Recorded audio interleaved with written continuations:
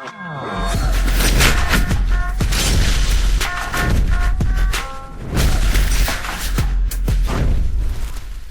guys, it's me Simo Orahara, and in this short video I want to share with you my experience with watching Jujutsu Kaisen, the first season of the anime, and how Bleach has affected the story in many ways. First, I really enjoyed watching the first season of Jujutsu, and I intend to make videos about the story either in this channel or probably a new channel. So guys, before I start watching the anime, I've already known that reading Bleach, especially the first chapter, is the main factor that made Akatomi, the mangaka of Jujutsu, to think about being a mangaka. But reading the interview of Akatomi and Kobo is not the same when you watch or read the story. Being a fan of Bleach, when I watched the first episode of Jujutsu, it directly brought me the memories of Bleach's first episode, especially the end. Yuji, in order to protect his friends, he wanted to gain the curse energy by eating Sukuna's finger, and thus he got the power that would allow him to fight the curses.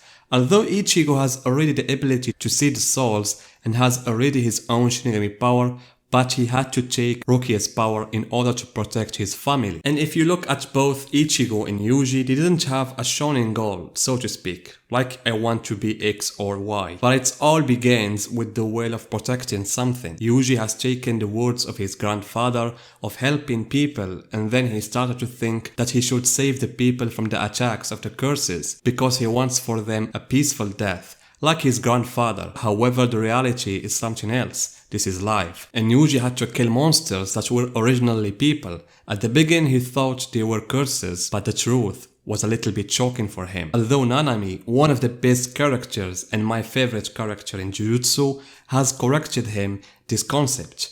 The words of Nanami in this page are so good. Nanami has a great impact on guiding Yuji and shows him how the world there is. On the other side, Ichigo also has this concept of protection, but in a different way. Ichigo didn't jump directly to help people. No, it started with his mom. He wanted to protect her and then his siblings, and after he met Rukia, he gained the Shinigami power to save his family. And also Ichigo was shocked when he knew that the Hollows are not just monsters, but they are ex-humans. And in the incident of the Grand Fissure, there where Ichigo begins to think about new concepts of protection. But as I said, I really liked the initial goal of Yuji, because I do think it wouldn't stop there, and it will know several changes. And also one of the things that caught my attention are the curses and how they are born. It's like the Hollows in terms of both born from the bad feelings of the soul human, and both Hollows and curses have grades. There are normal Hollows, Gillian, Adjukas, and Vasto Lord, and also in Jujutsu there are 4 grades and a special grade. And in both sides, the general rule is the more the monster is able to speak and think,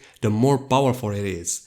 And when I watched the fight of Mahito versus Yuji and Nanami, it reminded me of Zaraki's fight against Tosen. Mahito used his domain expansion and captured Nanami in it, and Nanami is not able yet to perform a domain expansion. The same thing happened in Bleach. Tosen released his Bankai and captured Zaraki, and Zaraki hadn't Bankai at the time. But overall guys, it is true that Bleach has some impact on Jujutsu, but at the same time Jujutsu has taken its own path. And what I like the most about Jujutsu are the fights, especially the fights of Nanami and Todo and Yuji against Hanami. I feel Akatomi is taking the style of Hunter x Hunter in building his fights, which is something I really liked. So guys, as I said, I will do more videos about Jujutsu, but I think not in this channel, in a new channel about Jujutsu and other animes.